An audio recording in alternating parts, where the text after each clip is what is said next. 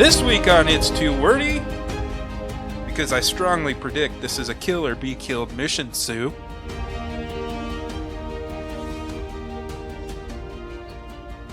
Welcome everybody to this week's issue of It's Too Wordy, the comic book podcast where three buddies discuss comics from their childhood and today. I am Kirk. Nick. Ryan. How we doing? All right, good. Good? Yeah. All right. Ryan? Ryan's kind of quiet. He's going, yep. Ryan's like, yeah, I'm all right. I'm going on vacation. All right, this week, guys, we're going to be discussing Wonder Woman number 219. Hopefully that was the one we're doing. We were doing 218. Oh, shit. Oh, man. I read the wrong goddamn book. Third series, not second. Shit. And Invisible Woman number 1. I was really excited for this. So was I. I was like, finally. Since 1963, Sue Storm finally gets her own series. Yeah? I was not. No?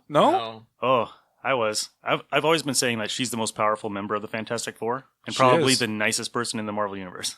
Oh, I agree. She's probably the most powerful of the Fantastic Four. I'm just not a big Fantastic Four guy. Well, get out of my room. Well, get out of here. Get off my podcast. You're no longer on the show, motherfucker. So, Fantastic I like Four it better month, than right? Power Pack. Oh. Oh, we Oh, could do well, I a should whole probably- month of Power Pack. Take Katie Power off my list for later.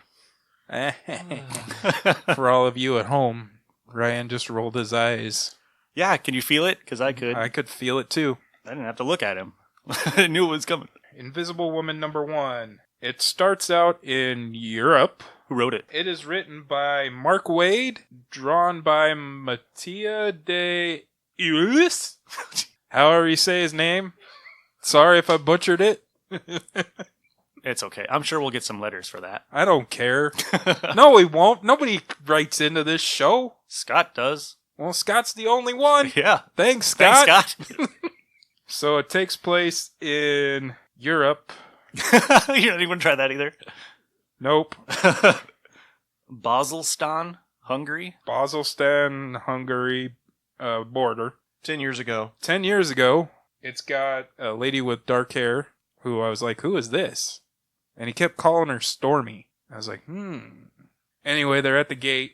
There's one drunk guard, because, you know, they always got to have that stereotype that they're nothing but vodka drinking drunks at the border. And they're like, where's your papers? I need your papers. So, Huh? Let's liven this up a little bit. I need your papers! And all of a sudden, this guy, like, faints, falls over. What the hell is that? Because he was drunk, but now he's got blonde hair. No. What? What? Are you talking Oh, it about was the the guy on third the guy. ground? There was It a the third- third guy. There was a third He guy. was invisible. Yeah, he was and invisible. he tripped or something. And tripped. the drunk guy tripped. And bam, there he was. So, yeah. She's like, I got this. Girl with dark hair goes, I got this. Right? Because the guard goes nuts. You mean Megan Fox? Because she looks just like Megan Fox. She looks just like Megan Fox. And all of a sudden, she starts doing this thing with her hand. And I'm like, ooh, it's Sue Storm. Why she got dark hair? So they're trying to get away from the guards. And it starts to snow. And it starts to snow, which, this is awesome. That you can outline the Invisible Woman when it's snowing. Mm-hmm. I was like, oh, that's a way to beat her. Just have Storm create a snowstorm. Throw water on her. Throw water on her. Fill a room with smoke.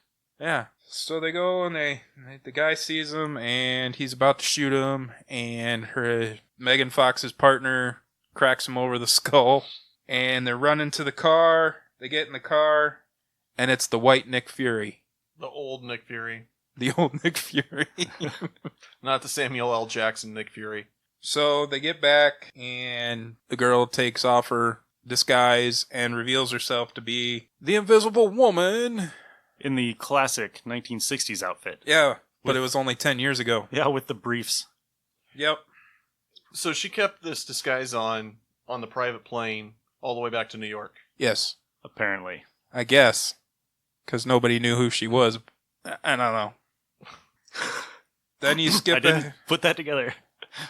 Like, why would she do it all the way back Why home? would she do it all the way back home if she was with her team? And it's a private jet. And it's a private jet. Yeah. So then it goes into a little story about how she juggles everything in her world. You know, she's a superhero. She's a mother. She's a wife. where you see her say it's date night Reed trying to pull him away. A big sister, and it's got her with Johnny Storm. And then a friend, which I like the one with the friend. Yeah, where that was my favorite one. Yeah. You don't want to do that to Johnny. Use the foam. And he's holding like a fire hose. She's been to one end of the universe to the other in the multiverse. Now she's back. They're back in New York City, and she's got herself some free time, I guess. Yeah, the kids have gotten older. Reed's busy being Reed. And Johnny's Ben's married now. Johnny and Johnny's doing his thing. So she doesn't have a whole lot home life as far as going on right now. So, instead of, taking a pottery class or doing some kind of something, drawing, whatever. She's protecting the people of she's Central gonna Park. She's going to be a super spy. She's the perfect person for it. I agree. Yeah. Because she can get into places that others can't. I just thought she roamed Central Park and protected people from flying Frisbees? Yeah. And you've got a nice advert for the Marvel Marvel Comics 1000, which... And that CIA agent that hires her, or not hires her, but is talking to her about the mission that supposedly the CIA is going to go on. He's a complete asshole. Yes, he is. Wow. It's like, oh, you fancy little secret powers, and it's like, damn, you're an ass. So he's a politician. Yeah. He's CIA politician, yeah. But how would you tell the Invisible Woman or Sue Storm that her friend from 10 years ago has gone missing and not expect her to go after him? Not want her to go. Yeah, she's going to protect her friends. It's like, huh. But they're just hoping that she had a clue of where he might be at. Right. Yeah, it's like, I haven't seen him in 10 years. Would you happen to know where he's at? Have you tried a Starbucks? I just said I hadn't seen him in 10 years. Right. Right?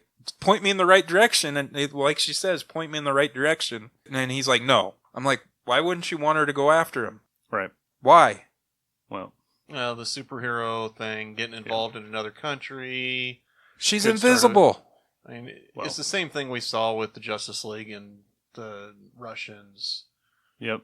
In that one book, I can't remember which one, but they were banned from going into other countries. Mm-hmm. They're also banned from going to Black Adam's country and stuff like that. If they go over there, it's considered an act of war. Yeah, and the Red Rockets will always push the Justice Leaguers out. Yep. Yeah. Okay, makes sense. So then you skip ahead, and guess who it is? The guy says, "Am I making myself clear?" And she says, "Crystal clear." Right? We all know what she's gonna do.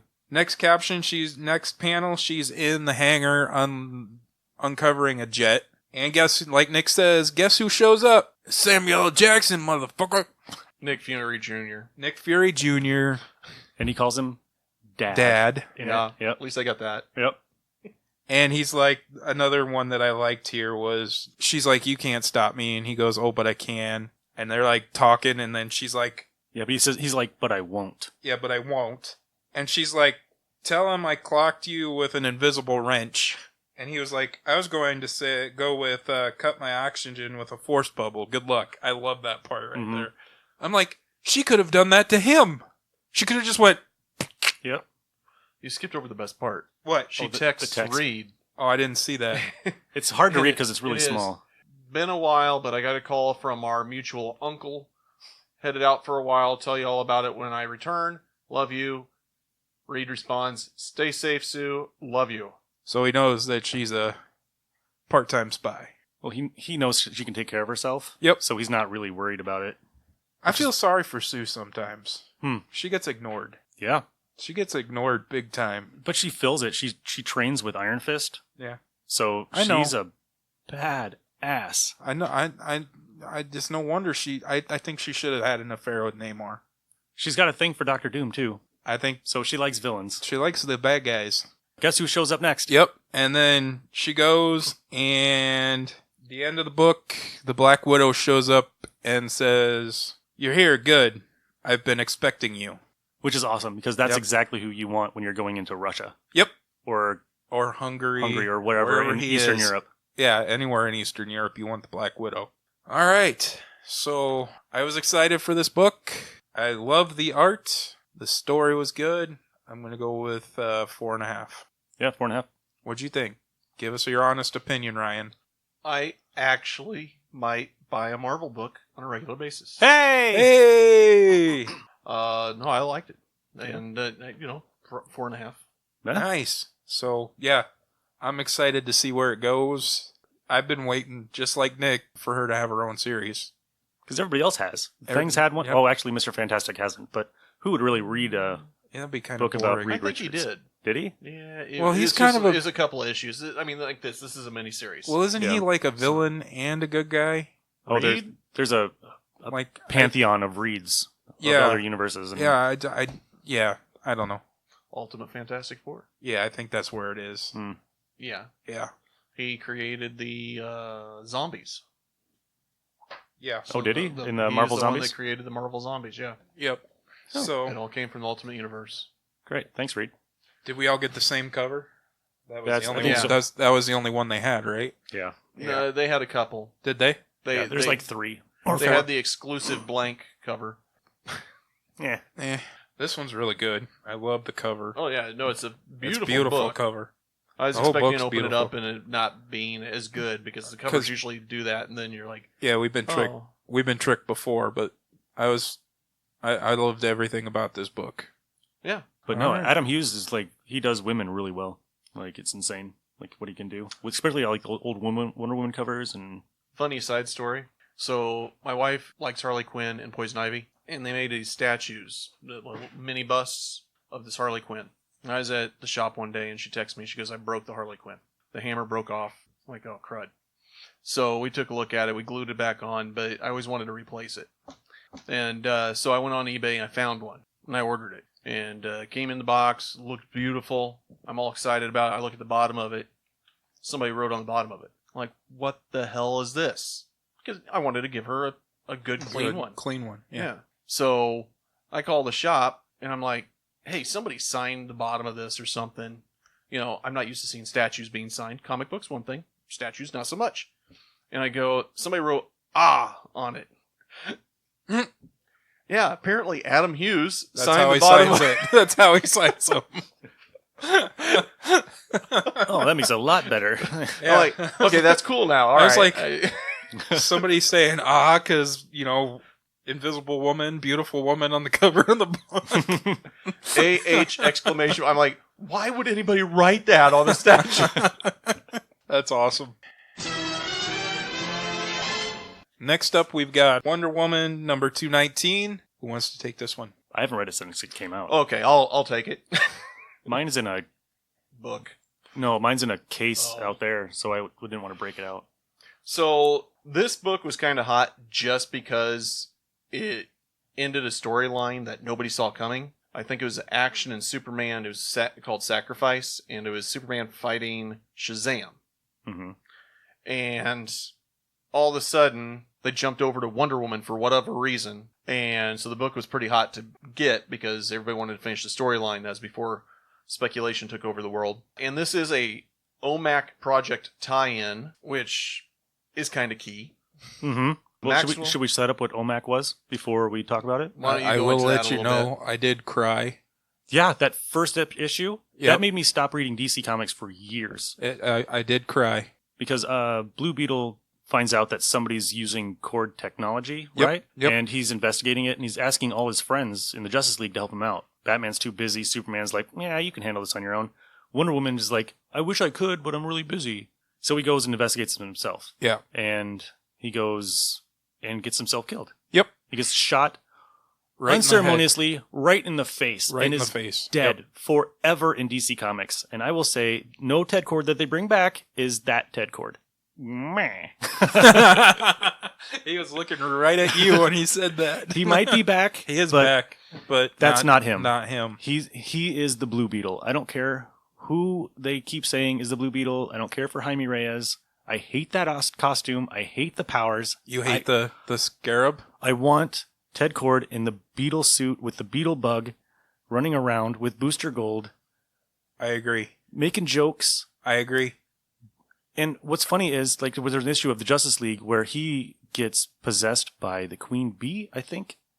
And he goes toe-to-toe with Batman. And Batman's like, you almost beat me. Like, I've never been that close to being defeated before. You are really good, right? So Blue Beetle is a great fighter and a great detective, but he just plays it off as funny. Yeah, he's not taken serious. So when he gets killed for absolutely no reason, Yep. no reason why DC would never bring him back like that. I don't understand it either. made me hate DC Comics for a long time. Until about the New 52 showed up. And then I hated it even more. Because I couldn't stand what they did to some of the characters. Like Savage Hawkman was bullshit. Sorry, did you like it? Savage Hawkman? No. Thank you. I don't have any knowledge, so I can't say. No, I didn't like it, Nick. Demon Knights was atrocious. I didn't mind that one so much. No? Frankenstein's monster? Bad. I kind of like how they teamed up. On Demon Knights, they teamed up the Magicals Yeah. in King Arthur's time. I thought that was kind of cool. Yeah. Well, that's where Etrigan was, so Right. it kind of makes sense. But let's see. Let's go back to OMAC. So OMAC is actually a program created by Bruce Wayne to keep track of the other superheroes, right? Right. If I'm correct. Yes. All right. I haven't read this since back then, so it's kind of off of memory. And the computer's brother one, right? Brother I. Brother I. Mm-hmm. This is not to be confused with OMAC, the being that has his own comic series. That has a Yeah. brother I. Yeah. Yeah. Yeah. But the robots that are part of OMAC have the mohawk like OMAC did, Right. which makes it even more confusing. But so that's pretty much what this is, and now Wonder Woman is hunting the guy who killed Blue Beetle, Yep. Maxwell Lord. Which we will learn a little bit more about in our D-list characters here in a few minutes. D is for douche. In this Yeah. case, yes. Yeah. I was like, is that the same Maxwell Lord of Justice? When I Yes, was reading it it, is. Yes, it is. I was like, holy shit. Uh-huh. Maxwell So- Lord the Fourth. I thought he was kind of douchey when I read him in Yeah. Justice League International, so it makes sense. I was like, okay. Mm-hmm. All right, Ryan, take over. So Maxwell Lord has powers, and he's a telepathic. He can do telepathic persuasion. So the book starts off with Superman and Wonder Woman fighting, and Maxwell Lord's got a little blood dropping down his nose, just like Stranger Things Mm-hmm. 11. Every time she uses her powers, spoiler alert. And he's controlling Superman and showing Superman that Lois is like getting killed. So Superman's just beating the crap out of Wonder Woman. During all this, for whatever reason, Wonder Woman has plenty of time to talk to Maxwell Lord.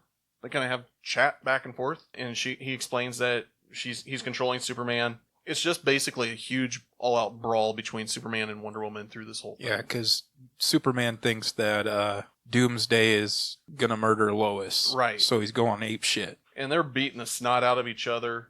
They leave a big crater in the earth, and Maxwell Lord is following what's happening because they go out into the outer rims of space, I'm assuming. He with was going to... OMAC. Superman was going to drive her into the sun, was what was happening. That's what it was. Okay. Yep. She comes crashing back to Earth, and they're like, oh, that's gotta hurt. Which, falling from that kind of space, I'd imagine. Well, Wonder Woman knows that whenever Superman's quiet, he's using his hearing. So she takes her bracelets and then just whaps them right in the ears on both, Right behind his head. Bam! He's like, ah! That was a very good reenactment of that, yes. She then kicks him really hard in the head. It looks like it's a groin or I think inner she breaks, leg. She breaks his knee. Breaks his knee, okay. Knocking him down because she knows he's going to be able to get back up and get going any minute now.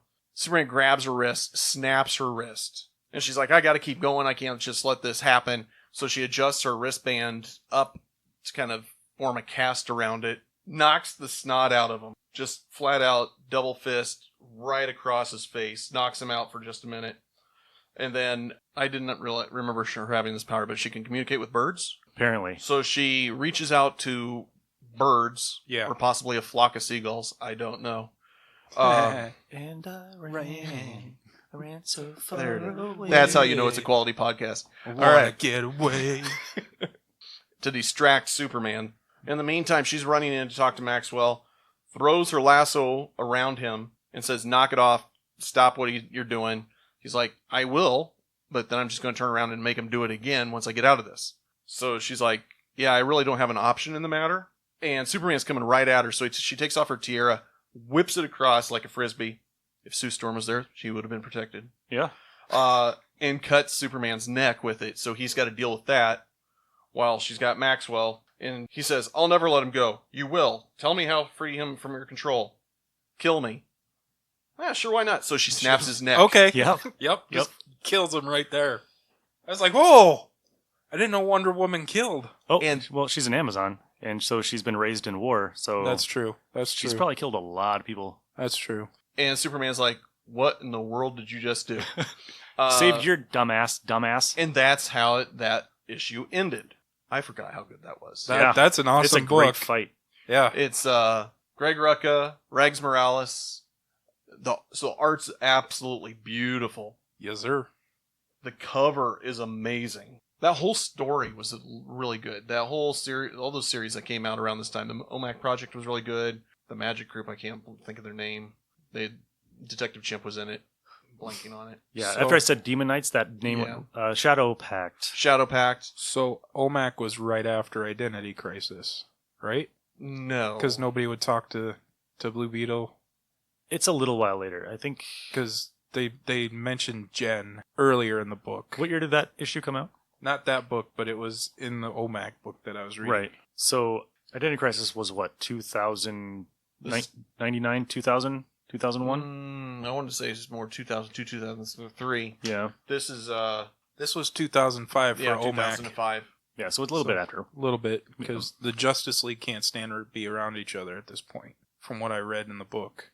Yeah, well, they find out that Batman's keeping a file on them all, Yeah. Right. and they do not talk to him, Yep. because he betrayed them pretty much. If you can find them, get the first two parts of Sacrifice, because Superman's going head to head with Shazam. Those which are is the a fantastic Best fights. book. When those two go at it, Oh yeah. I will collect every time those two fight. Even And when then it he's just ends in here. Captain Solar or whatever his name was. Shazam and Superman. Mm-hmm. All right. I Always. think it was Action and Superman are the first two parts of this. Okay. I couldn't tell you what issues, but that's I really, really love this book, even though I came in the middle or the end and didn't realize what it was. But I'm going to give it a 5. Yeah. I liked it that much. It's one of the best. And it's gone down in price so much that it's like you can just go find it now. Yeah. I was like, I really enjoyed it. It made me want to read the whole OMAC. And this era of Wonder Woman was really good. yeah. No, it was actually a fantastic. The only time I read Wonder Woman is when they did those random crossovers. Like I was reading Flash, and then it's like next issue, Wonder Woman. I'm like, what? So I had to go out and check that out. So it began in Superman 219, Volume 2. How odd. Action Comics 829, Adventures of Superman 642, and then the Wonder Woman 219. 219. And then they actually had an aftermath in Adventures of Superman 643 and Wonder Woman 220. Yeah, that's when she has to explain what she did. All right. And they're all looking at her like, you killed somebody. I'm Yeah, gonna- well, she saved you, stupid. I'm going to have to look for those. I would. It was a fun story arc. So you said 5. Nick, what did you say? 5. I go 4.5. Yeah? Yeah. I like it a lot. Just, I don't know if I can push it to 5. No? I could reread it all the time. Yeah. I don't know. It's held up. Yeah? Which character are we doing this week? Maxwell Lord. Maxwell Lord. Okay. Since we were talking about Maxwell Lord. All right. Take it away, Ryan. All right. So Maxwell Lord first appeared in Justice League #1 from the 1987 run. I couldn't tell you what series number that is because probably the second one. He was created by Keith Giffen, who also did Shadowhawk. Images of Shadowhawk.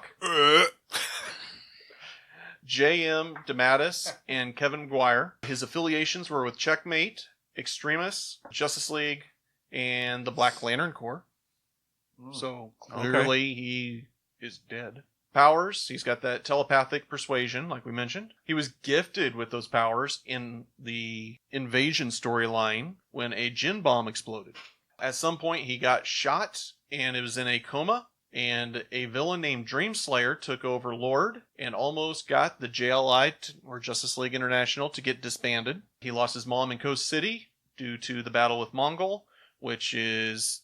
The reason I wrote that down is because Coast City got destroyed, Hal went nuts, tried to recreate it, killed all the Green Lanterns, yada yada yada. In Countdown to Infinity Crisis, he was the criminal mastermind gathering sensitive information about the superheroes, and he had been doing that all along since his introduction in Justice League #1. All right.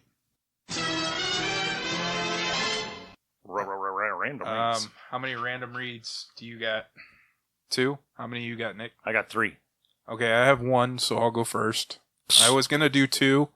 So, guys, it's time for our random read segment. I was going to do 2 books this week, but the second book I was going to do, I found out that it's a Mojo book. I was going to do New Mutants Annual number 2. So let's just say the best part of that book was that was the first time Betsy Braddock appeared as Psylocke. The end. I agree with that analysis. I couldn't do it. I read and then I saw it was Mojo and I was like, I tried to push myself through it and I was like, I can't do it. I'm going to continue with my Image 90s look into. My favorite book out of all the books that came out was Gen 13. Which cover do you got out of the 13 that they created? It's just the cover with the group on the front. Nick actually got this at Half Price Books. For 50 cents. 50 cents. And he goes, here you go. Well, I read it and I was like, wow, okay, it's yours. I liked it because I don't know, I just like Grunge was one of my favorite characters. And Roxy's my favorite, though. The little dancing queen. So it starts out, it looks like there's a battle going on, and they're shit-talking each other. It's like a Mortal Kombat game. It turns out it was Grunge and Roxy playing some kind of fighting game. Yeah, he didn't like that she beat him. And apparently they're dating. I didn't know they were dating. And he says, before you register that score, I'm going to reset it or something like that, so I'm still the master assassin, right? So she uses her telekinetic powers and lifts him up and throws him, and he goes into Fairchild's computer, and it somehow erases all of her work that she did. And he's like, it was most unkind of me to, like, fall into your computer, dude. That's a pretty good voice for him. I thought so, too. Yeah. So she's, like, being reprimanding him because she's, like, the team leader. Grunge decides to, blame it on Roxy for doing it. She picks him up again, and he's like, hey, put me down. Come on, man, put me down. Fairchild walks off, and she's like, oh, I don't know if I have what it takes to be a leader. And then in creepy old man moment. Oh, hold on. What? For the audience, we have to tell them you just did the Scarlet O'Hara from Gone with the Wind. Yes, I did. Hand on the forehead. Hand on the head. However will I go on? And for I'm the talking younger like I'm from listeners, Gone Kansas. with the Wind is a movie from the 1950s. I'm talking about 40s? 1930s. 30s? Was it 30s? 1939. Yep. Okay. So it's even outdated me there. Yeah. I've never watched it. I can't make it through It's just never been in the first part. my list of stuff to watch. It's probably like, I know. It's the greatest movie of all time, apparently. Howard the Duck. It just doesn't end with, frankly, Scarlet, I don't give a damn. Right. Yep. Well, she does have the legs for leadership. She does. Because she's weirdly proportioned. She is the most disproportionate member of the team, right? Creepy old man Mr. Lynch comes up and, don't worry, baby. You'll be all right. You remind me of your daddy. Now come over here and give me some sugar. And I was like, this is kind of creepy. This being 90s, Rainmaker comes out. Burnout's playing his guitar. Grunge is back playing video games. And Rainmaker comes out completely naked. And the two dudes are like, hello! She jumps in the pool and you get like a kind of little side boob going on. She comes out. The maid's like, you can't be swimming naked! Oh my god! And then you cut to Roxy, who's in the dance club. She's dancing, and she starts seducing this creepy-looking guy with her moves. And he's, like, using his powers on her, trying to get her to do what he wants. And she's like, oh my god, I gotta go to the bathroom. And she walks away. What are you doing, man? You were just gonna make out with some random dude. Come on, man. That's what she says. She's like, I was about to make out with a random guy. And then she comes out. Another half-naked chick appears with a spear. Some homeless guy's like, hey, baby, how's it going? Okay, yeah. I don't remember who that is. I don't either. Can't remember her name either. Lots of gratuitous scenes in this book. It's J. Scott Campbell, of course. Yeah, of course. You want to read Danger Girl next? I'm thinking. Oh, don't rip on Danger Girl. I love Danger Girl. I love It's Danger up there. Girl, yeah. Anyway, they go, and it's this team that's sent to recapture somebody, and they look at Roxy, and they're like, we're going to come and get you. We're coming for her, right? And she's like, me? What did I do? So she takes off, tries to beat him up, and come to find out, when she lands, this creature comes out, and it says Queep. It might as well have been Queef. Queef. And it says Queep. I'm like, oh, great. I forgot about this guy. And the cavalry arrives, and they kick the shit out of him, and Grunge is like seeing the hot half-naked chick when he gets knocked on his ass once. And then he's like, I was just playing around with you. And his power, I guess, is to turn to whatever he can absorb, like whatever material is around him. So he grabs the blade of her spear and starts tossing her around. Rainmaker kicks the shit out of somebody else. And then Fairchild's picking up this dude and throwing him around. It's a battle scene. I'm finding out with these Image comics that all these issue number ones are just no story. Well, they gotta get you to buy in. No substance. And it ends with them saying we need to find out a way to get this stupid little animal back to where he's from. The Queep. The Queep. 'Cause I'm a queep. So, I still like Gen 13. They're still the best out of all of them. But none of these books are aging well. Just out of nostalgia, I'll give it a 4. For me. Wow. That's... Even though it has no... Because the story does get better as it goes on. It builds. It is a very good looking book, though. It is nice. It's He did a really good job. Yeah. The coloring, the artwork. He took over for Jim Lee because Jim Lee was the original artist on the miniseries. And then Jim Lee went to do something else and gave J. Scott Campbell this book. Only Gen 13 I ever read was the Superman Gen 13 crossover. Yeah. Yeah. I think I liked it because not all the characters look like Cable and Wolverine. They were kind of different looking, and they had feet. Whoa. But like I said, it's still one of my favorite books. So, yeah, that's mine for this week. Nice. All right, I guess I'll go next. Sure. First one I read was Ghosted in L.A. Ever watch Ghost Whisperer or Medium back in the 90s? I was a big Ghost Whisperer fan. Yeah, okay. One of them was with Arquette. The other one was with Forehead. Jennifer, That's I it. love to do it. Jennifer Love Hewitt. No offense if she's listening. I still think you're beautiful. And if she is, right in. We'd love to hear from you. So- You're on my list. Yeah. We'll do the Ghost Whisperer comic books next, if you write us back. I have all the trade paperbacks. All right, moving on. So this is about a teenage girl who is going off to college. Her friend basically calls her out at the very end before she takes off and says, all you do is follow everybody. You're only going to this college because your boyfriend's going to this college, or you only do this stuff because your friends are doing it. You have like no personality whatsoever outside of basing on whatever everybody else is wanting to do. And they get in a huge fight. She ends up taking off with her mom and dad to go to California for college because they were in Missoula, Montana. So that's quite the drastic change. And she ends up going to this college where she never even visited it. She just, this is where I'm going because that's where my boyfriend's at. Her roommate happens to be what appears to be a goth chick. So she's like the new girl, or this gal's sitting there going, you know what? My boyfriend told me about this party. You guys want to go to this party, or do you want to go to this party with me? She's like, no, the goth gal does. And she goes, well, I haven't seen my boyfriend in a while. We may come back here, about 10. We're not going to have sex or anything. I just haven't seen him in a while. Just want to hang out with him. She's like, yeah, no. There's no guys allowed in the dorms. She's like, okay, fine. So she goes and waits in the lobby for her friends who invited her to this party to show up. They never show up. So she goes back to her room, and Goth Girl is having a Bible study. What? Yeah. So she's like, I'm just grabbing my bike. I'm out of here. And She's a walking contradiction. She goes to her boyfriend's place, and, hey, I haven't seen you. And they were talking about the party, and he's like, we need to talk about that. Take a seat. I don't think we should see each other anymore. So he dumps her. So this is like the best first day of college ever. So she's all distraught and leaves her bike there. And she's like, you gave it to me anyhow, and I hate the color purple, so you keep it. Her bike's purple.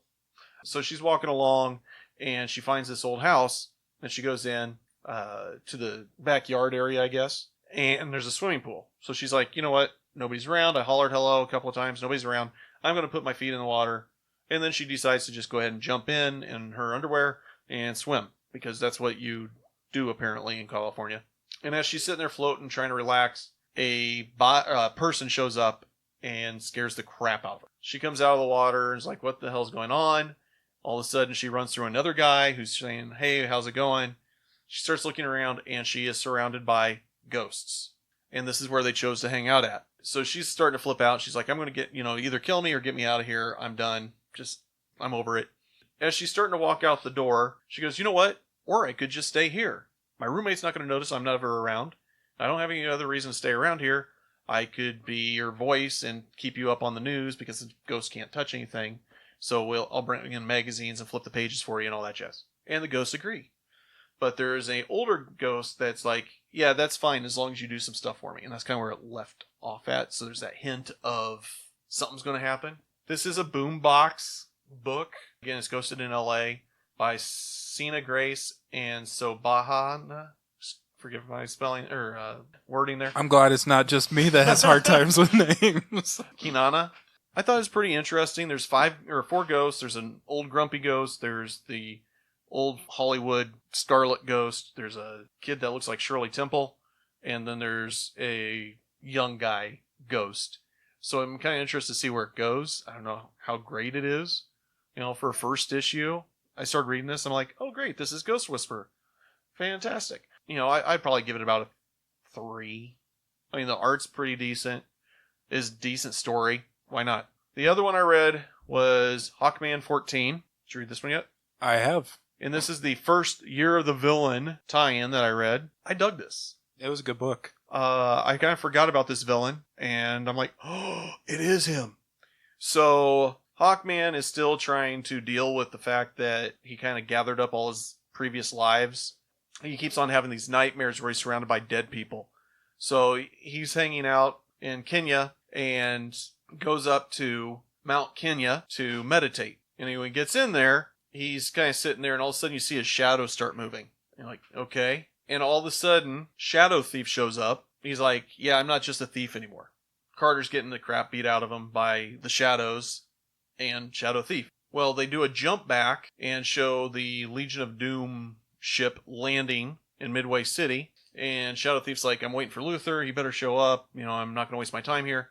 Shadow Thief's like, oh, hey, you got a new look. And I never did believe you offed yourself. And he's like, I'm doing what needs to be done. I'm offering you a chance for power beyond your wildest imagination. With my technology enhancement to your Shadow Vest, you'll no longer merely imitate Shadow, you'll control the Shadow in all its forms. And that's how it ended. I have been digging this series from the get-go. I got in on issue 10, and I've been digging it. What Robert Venditti has been doing with Hawkman, no other person has been able to do it. Not even Jeff Johns. And Jeff Johns is an amazing writer. He is putting actual continuity into Hawkman's past, and it's absolutely amazing. And to see him bring back a character like Shadow Thief, who happens to be one of my favorite villains of his, exciting stuff. Definitely read 4 for me on that. Cool. And that's it. Yeah? Yeah. Oh, this is going to be a short episode. All right. So I have, do I want to do all of these? I have 3. I'm going to put this one away. Look at that. Read this one next week. Look at Nick. So the first one is Fighting American Rules of the Game, #1 by Loeb McGinnis. And this was started by Rob Liefeld and got sued because it was too close to Captain America. And it's still too close to Captain America. So his name is Jack Flag, right? He's a big, blonde hair, blue-eyed, genetically altered by science to be the ultimate soldier. How is this not Captain America in every form? Oh, they changed his name. But he looks exactly the same. But he fought in the Cold War in the 1950s. So really, what did he do? Nothing. That you know about. I'm pretty sure he did nothing. He's got a sidekick, not Bucky. Her name is Spice, and she's a robot. I thought you were going to say Lucky. But she's also, well, she should be, because she's stupid. She's like Robot Man. She can have the extendable arms, and she does acrobatics, and she's got, I don't know, it's just stupid. So he retires after defeating this menace, and he just wants to be a farmer, a la Kal-El in Kingdom Come. So he's milking cows, and she's like, you should join me back up. Join back up. Come on, just go fight some evil with me. Spice up your life. She decides to attack him. And this art is horrible, and I love Ed McGuinness. And there's a part in here where he's falling from the ceiling, and you see the next panel is like wind hitting her in the chest, and she's flying out the building. You don't see him anywhere in this panel. Okay, well, I gotta assume that he hit her. So she finally gets the point that he doesn't want to fight anymore, and she leaves. And somebody decides to blow up his farm. Oh, and General Ross shows up. Yeah, he looks exactly like General Ross. Or Lois Lane's dad. Yeah. He looks exactly like General Lane. But she looks like Betty Ross. Right, yeah. And so there's villains in here called Poison Ivan and Hotsky Trotsky. Of course, they're Russian, right? Hotsky Trotsky. Yeah, one's a dwarf and one's a giant. I didn't have that one on my villains list. Hotsky Trotsky. Well, there's a reason why. They come in and he puts his suit on for some reason and he fights them. And he's got a shield, but his shield he doesn't throw because that was part of the deal with Marvel is that Fighting American can't throw a shield. So instead he's got projectiles that fire out of it. Yeah. Who's the publisher on this? This is Awesome Comics, which is part of Image. It's an offshoot that Rob Liefeld just took his stuff and made Awesome Comics. So you're saying that that's not accurate? I'm saying that this is the dumbest book, and the villain at the end is named Round Robin. Well, bam! Yeah, Round Robin. For you guys, He's a fat guy. For you guys who are just joining us, our comic book podcast used to be called the Round Robin Podcast. And then I picked up another book that I didn't like when I was a kid, and I still don't like it. I was a huge Nick Fury and Sergeant Fury in the Howling Commandos book. I did not like Sergeant Rock. Sergeant Rock was boring, and there's 3 stories in each issue. This is number 349, and it's called Easy Company's newest replacement, The Dummy.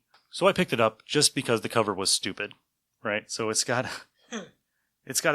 a ventriloquist dummy saying, "Get up and fight, you dummies." How could I pass this book up? Ba-doom.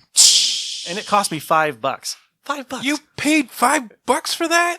Is So- this where Scarface came from? I wish. I wish the ventriloquist was in this.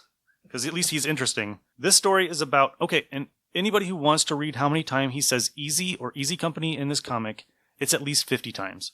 Every panel has or every page has him saying, Easy Company, blah, blah, blah. 3 or 4 times. It's so... Ugh. How do you feel about it? I hate it. I hate this book. So this story is about them coming back to camp, getting replacements for the people who have died in their company.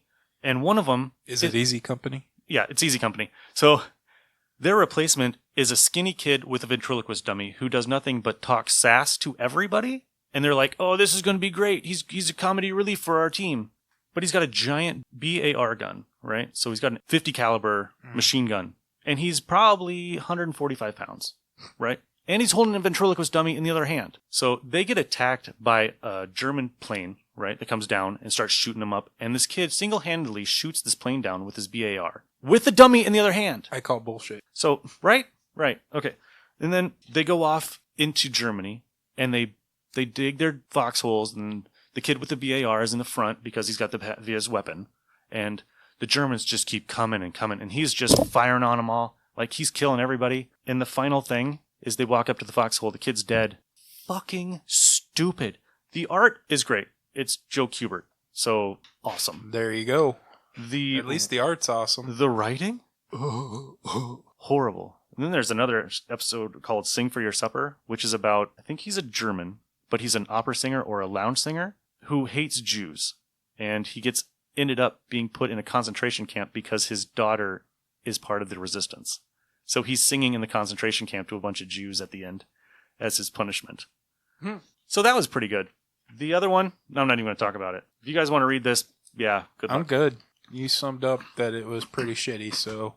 I'm going to go out and purchase that right now. Never going to buy a Sergeant Rock book ever again. You paid $5 for that. The cover is great. If I could have a poster of that cover, I would make one. All right, so next one. So Big reveal. It ties in 2 of my favorite things, Star Trek and the X-Men. Uh-oh. No way, you did it. All right. Oh! So this book... Where'd you find that at? I bought a box, a random box off something online, and this came in it. And I was like, oh crap, this looks stupid, right? But I read it. I read it this weekend, and I gotta say, it's pretty fun. So it deals with, in season 1, episode 4 of the original series of Star Trek, there was an episode called Where No Man Has Gone Before. Yes. Right? And it's about Gary Mitchell getting the psionic abilities, and he becomes a god. And Kirk has to decide what to do with his best friend he's had in his entire life. Yep. Do Do you kill him, or do you maroon him on a planet? Okay, now we move on to the X-Men part. So the X-Men have a villain called Proteus, and Proteus is a psionic freak, right? So Proteus dies. In this book, his essence goes into space and is looking for a new host. And it comes along Gary, right? Okay. on the planet. He's dead. He takes over his body, and they become the greatest psionicist in the universe. So this book, they start off with the Enterprise, and they're searching along space, and they come across this weird field in space, and out comes a Shi'ar ship, and it's Deathbird and her crew are looking for a new place to get a hold on two universes' power sources. No. And like the Enterprise is hailing them and like, identify yourself, please. You're in Federation space. And they're not getting an answer back. But they see this shape come out of the ship, like all on fire. Like you're thinking Phoenix, right? So it comes out and it sits right in front of the view screen, and it's Gladiator. And he's like, this is Shi'ar space. Leave now or be destroyed. Right? And they're like, how is he talking in space? You can't talk in space, right? You can't. Spock, you can't talk in space. He's like, no, that's impossible. But somehow this guy's doing it. As that ship came out, they were destroying another ship. And that ship had like 6 people on it. And when it got destroyed, it had nobody on it. So somebody teleported onto the Enterprise. It's Bishop, Wolverine, Jean Grey, Colossus, Beast, Gambit. The whole team. The whole team are on there. And Wolverine. Did I say Wolverine? You did say Wolverine. Okay, yeah, because he's a big part of this. So they send Wolverine out to go search the ship, right? And he's learning all this stuff about them. Like who Spock is, who Captain Kirk is, who Dr. McCoy is. Gambit got hurt, so they're taking him to sickbay. And Beast and I think Bishop are taking Gambit to sickbay. Right? So you get the classic scene of Dr. McCoy. With McCoy. Yeah. Awesome. And McCoy sees them in sickbay, and they're like, oh, crap, right? We just got caught. And McCoy's like, no, I'm not security. I'm a doctor, and that guy needs help. Put him on the table, and we'll fix him. Right? So they fix him. Wolverine and the rest of them meet Spock. Spock's like, I felt some kind of weird psionic thing happen. I felt somebody trying to reach in my brain. So he goes and he looks for them in a certain spot where he knows that they could hide in the ship. Wolverine attacks Spock. Spock kicks his ass. Spock's like, I wouldn't do that. And he just like he punches Wolverine in the face, and then he neck punches him and knocks him out. Question. How did Spock not break his hand He's super strong. punching Wolverine, who's made out of adamantium? I'm not sure he punched him full force to Okay. break his wrist or his hands, but yeah, he punches him, neck punches him, and takes him to the ground. Sorry, my nerd came out. And then they're all talking about, well, we need to... Spock's like, well, I'm pretty sure you guys are here for a reason that ship is out there, and you probably know how to deal with whoever's on that ship. And yeah, it just goes fucking nuts. I'm not going to tell you guys all about this book, but it is crazy, and it's awesome, and how they deal with Proteus is pretty ingenious. I want this book. It's brought by Marvel and Paramount Comics. And, okay, so all the people that worked on this book, right? So Scott Lobdell wrote it. Mark Silvestri, Billy Tan, Anthony Wynn, David Finch, and Brian Ching all did the artwork. And then it's just, like, they do, like, 4 or 5 pages each. And it's just, it's great. It's really fun. It's a really fun book. I'll pay that price. It's $4.80 on my comic shop. There's also the Next Generation X-Men. Yep. I saw that. Yeah. I was thinking there was a sequel to it. I mean, it's nothing compared to Star Trek Green Lantern, but... But what is? That's just a one-shot, right? Yeah, just one shot. Okay. It is. It's been a long time since I read that. I forgot about it. I'm going to have to get it. I got to buy it. It's pretty fun. It's a fun book. All right. I got that on the list to buy. Nice. Next up, we got anybody got any news this week? I do. I read this off of CBR.com. I'm kind of going away from them after they mocked the... did you see that they kind of ripped into cosplayers? Yep, I did. Yeah. Did they really? Yeah, they made fun of some people that weren't putting in an effort. And I don't know how you can make fun of anybody that does that. I would never do it because I hate Halloween, but... I don't have the talent. And Halloween isn't one of my favorites either. Yeah, I mean, but I appreciate the people that put in the effort to do it. I mean, I know you do it, Nick, and all your stuff's always awesome. I don't make fun of people who are in suits. I make fun of people who make them, who who don't experiment with it, who ask for constant questions about how to do it. And it's like, no, just go online, find a video, and see if you can do it. Just like, spend some time on it. It's not going to be a quick process, Right. especially building a suit, like a foam suit. That is going to take you some time. Absolutely. Nick has built a Ultron suit, and it's probably my favorite cosplay costume that he's made, that I've seen him wear. Before the movie came out. Before the movie came out. It's not the James Spader Ultron. It's the Avengers comic book. yeah.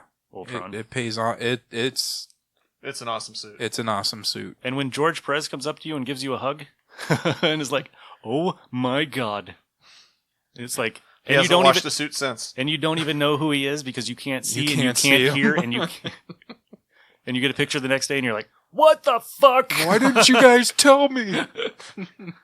Come over here, take my helmet off so I can talk to the man." DC announced Scott Snyder's next big Batman project. He was the one that started off the New 52, Court Owls, all that. Yeah. He's also doing that Black Label Black Batman with the Joker head in the lamp. Last Night on Earth. Yeah, Last Night on Earth. Yeah. This one got my attention. So, Tales from the Dark Multi-Universe Batman Nightfall #1. It is a one-shot, and it's the first in a series of one-shots set in alternate universes. And apparently this one is going to be where Bruce never gets his mantle back, and John Paul keeps being Batman. And the good guy turns out to be Bane's son, who fights him. Yeah. Who's Bane's son? Shane. Shane and Bane.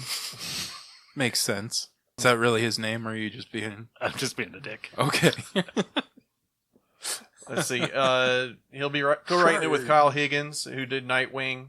This one shot takes place in Gotham City 30 years from a broken Bruce Wayne failed to take back the mantle of the Bat. In his place rose John Paul Valley, also known as Saint Batman. Under his iron rule, Saint Batman turned Gotham into the city of dreams. Killing has become a commonplace. City of his dreams. Killing has become commonplace. Criminals live in constant fear, all in the name of justice. But just when all seems lost, a new hope of Gotham rises. The son of Bane. Shane.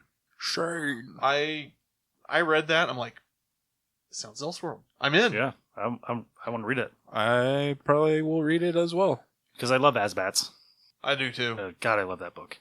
I had that in my locker through high school. I had a poster of Jean Paul Valley as Batman. Is that Azrael? Yeah, Oh. with the blue and purple suit. That suit was Yeah. awesome.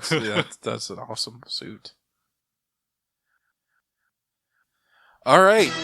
So now we're going to head into the It's Too Wordy Top 10 list. This week, it's Women Heroes in Comics. Who wants to go first? Oh, I will. Okay, you go first. I was going to go first, but apparently I go first every episode. So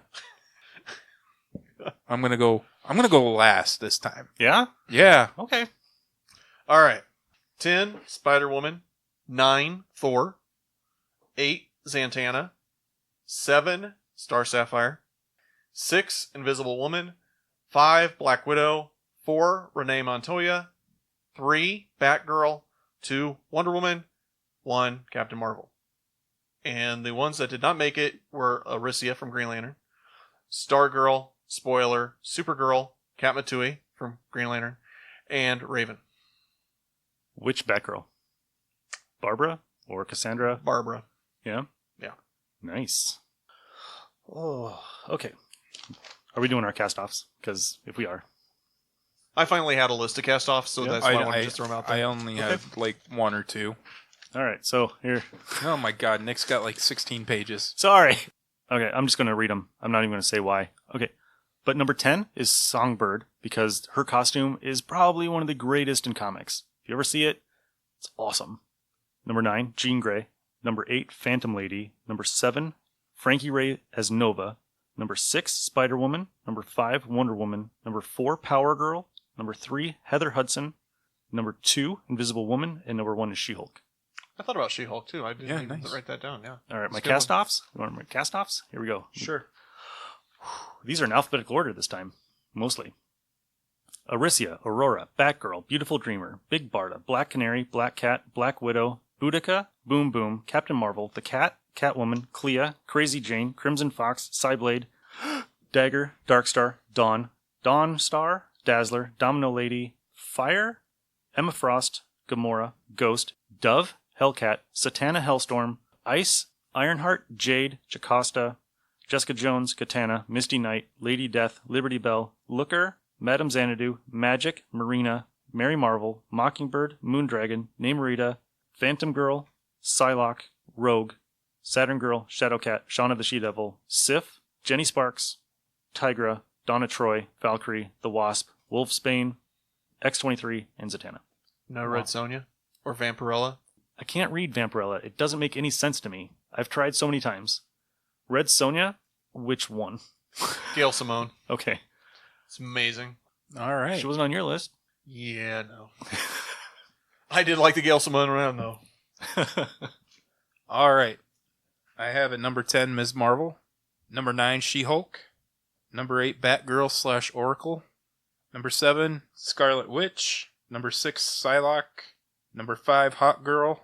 Number 4, Storm. Number 3, Wonder Woman. Number 2, Invisible Woman. And number 1, Kitty Pryde. Wow, that's a lot of different lists. Yeah. A lot of different lists. Yep. Just shows how great there's, how many great female characters there are out there. This was the hardest list I ever had to do yet. My cast-offs were Domino, Boom Boom, Mira, Black Canary, and that was it. Those were the only ones I could Black Canary would have been a good one. I forgot about Mara. And Heather Hudson. What was her name? Guardian? Guardian. Mm-hmm. Yep. No, this one was hard because I was like, women in comics, and I don't want to make them all X-Men. All right. I love the diversity of our lists. Did you see Scott's comment about how we keep coming up with these awesome lists, and we need to start better lists than he could come up with, and we need to stop it? Yeah. It was awesome. It was like, well, we put a lot of thought into them. It was a hard list. It was. This one was really hard. I didn't think it was so bad. No? No. No? I have a lot of women characters that I love, and it was hard to... We should have made like a top 100, and I could have done it. I would have had a problem there. So I was like, boom, boom, domino, just listing off all these. I'm like, somebody's got to go. I didn't even put Jean Grey on there. Yeah. Well, okay, so Jean Grey is close to the bottom of my list because they've messed her up so much. They have. They fucked her over so bad. The original Jean Grey through Dark Phoenix was amazing. Yep. And then she came back, and it was just like, not the same. Nope. You keep killing her off. She was more of Scott's arm piece after she came back. Neither of you said Harley Quinn. I'm over Harley Quinn. Yeah, I'm done. Do you make her? Is she a villain or is she a hero? Well, nowadays she's more of a hero. Yeah. Okay. So Isn't she in love with Dick Ivy. Grayson now? No, Ivy. Wasn't there a thing where her and Dick Grayson got... she's a lesbian now? Yeah. Her and Ivy had Her a and Ivy. thing. Oh. Yep. Is Yeah. Ivy controlling her? No. No, okay. It's like I didn't know if I could put Catwoman on here because she straddles that line of... Well, so does Starfat Sapphire. Yeah. Yeah. She's all about love, though. I just wasn't sure, so... She's about a certain kind of love. Like the crazy, I'm going to kill you if you leave me kind of love. It's love. She loves it so much, she'll kill it. All right, good list, guys. Fantastic. Anybody got anything else?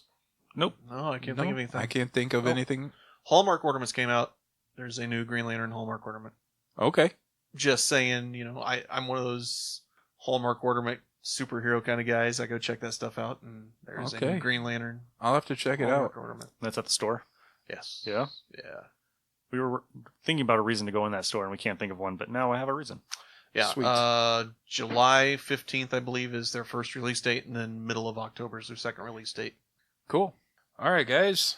You can follow us on Twitter at the It's Too Wordy 1, or send us an email, questions, anybody you want. If you want a top 10 list read on the air, just tell us give us an idea of what you want.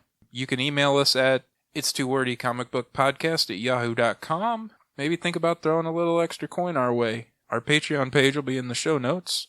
Have fun. read more comics. This has been Kirk. Nick. Ryan. Catch you later, guys. See you.